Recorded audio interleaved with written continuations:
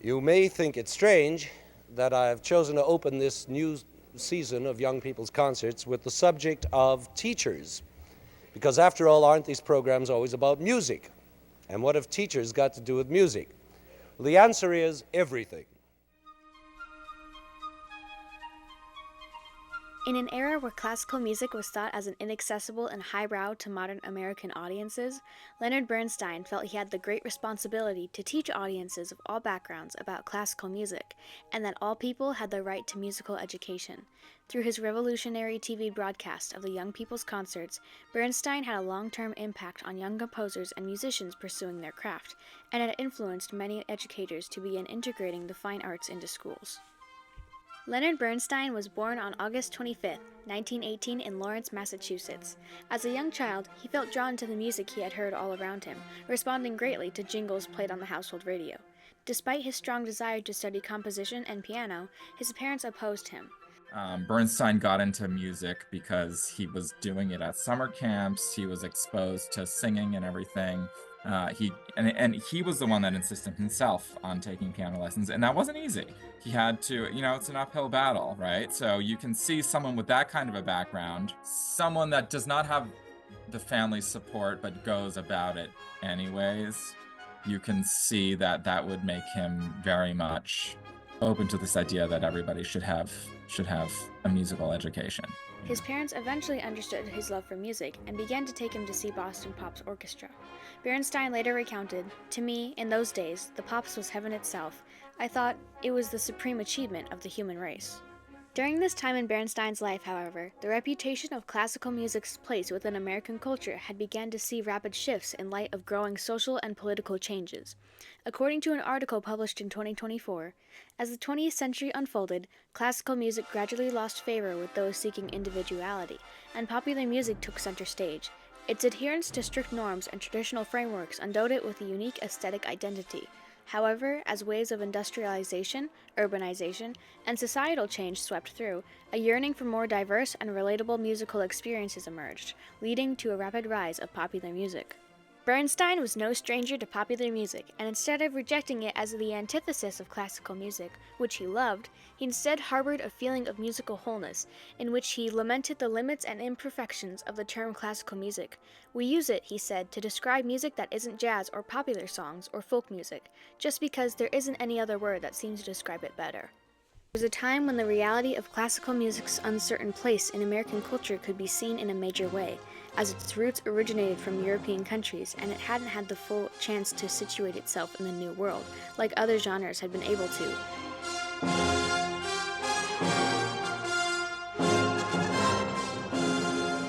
A growing idea was that classical music needed a major reform in order to reflect the ever-changing landscape of American life, instead of the old traditions of Europe, and Leonard Bernstein was more aware of that than anyone else. In 1943, Bernstein had earned the position of assistant conductor at the New York Philharmonic, the youngest conductor at the time to do so. After a mere 2 weeks as the head music director, his inclination to begin teaching audiences could be seen through what were known as the Young People's Concerts. But one thing that was unique is that Bernstein was the New York Philharmonic's first American-born and native English-speaking music director. Through a series of both live and TV broadcast programs sponsored by CBS, Bernstein would discuss the ins and outs of classical music in an accessible and easy-to-understand way, discussing topics like what is a melody, now that's already much more than a motive, or even of two motives. What is a concerto, What you will hear is music that makes a perfect combination of the violinistic element, the flash and all the rest, and serious great music. and what does music mean? I want it, I want it, I want it, I want it.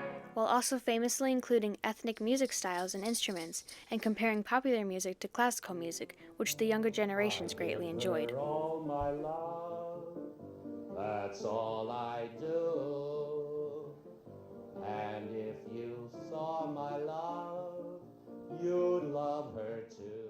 For the first time, classical music education was being broadcasted across the screens of millions of Americans to watch, instilling ideas of classical music into modern culture. According to the 2024 book Leonard Bernstein in Context by Elizabeth A. Wells, the growth of Bernstein's career coincided with the growth of television, so many knew him through his broadcasts. His 53 one-hour-long award-winning Young People's Concerts are among his most significant television work and were seen at their height by nearly 10 million in the USA and in over 40 countries. But the viewership numbers are really high, millions and millions. Through Bernstein's wish to educate younger generations, he felt that connecting popular music to classical music was a crucial step. According to his daughter, Jamie Bernstein, my father would actually use examples from pop music during the time that I was totally involved with pop music and was sharing all my music with him. So, then he would put examples from the Beatles in the Young People's Concert because he figured, if that was the way he could get me to learn about music, it was probably going to work for the average kid everywhere. Beyond his ties to popular music, his broadcasted presentations were watched on television channels playing rock concerts, news programs, and even sitcoms, advancing the idea that classical music was a normal, accessible part of people's everyday lives, and not just a style for aristocratic classes. His curiosity was connected to his compulsion to share with others anything that he himself was excited about. So that meant that he was in a constant learning, teaching cycle. Although Leonard Bernstein was very successful, he was not above criticism.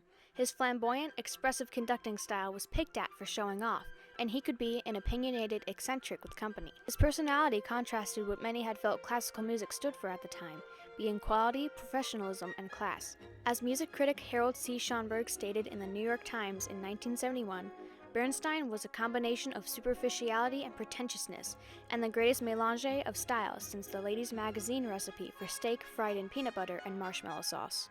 At the same time, many musicians credit Bernstein as a major source of inspiration, including composer Todd Machover, who stated that Leonard Bernstein was the first person to do that, incorporate popular and classical. And I realized that the American idea, that the expression, the emotion, the human story, is what matters. I think over the years, I realized how much I had gotten from Bernstein, and how much my heart is in what he's doing. Pianist Jeffrey Siegel stated that Leonard Bernstein was really a great influence for me. What he was able to do with the Young People's Concerts, with the Norton Lectures, to make listening to music a more positive experience. He did it incomparably. According to conductor Maren Alsop, the first female conductor to win the Kosovitsky Prize under the mentorship of Bernstein at the Tanglewood Music Center, I first saw Leonard Bernstein in person when I was 9 years old, and my dad took me to one of his concerts. And from that moment on, I was completely obsessed with the idea of becoming a conductor because I wanted to have the kind of joy and fun that this guy that I observed was having. Through Bernstein's efforts to promote unknown musicians, many performers credit him for getting them into the limelight, including world-renowned cellist Yo-Yo Ma, who performed at the Kennedy Center in 1962 for President Kennedy at just 7 years old. Yo-Yo Ma and Yu Cheng Ma.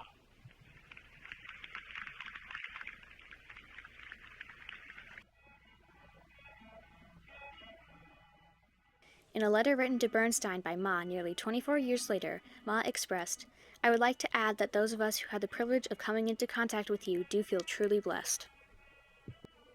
Bernstein had an incredible impact on the education system with his promotion of the fine arts in schools.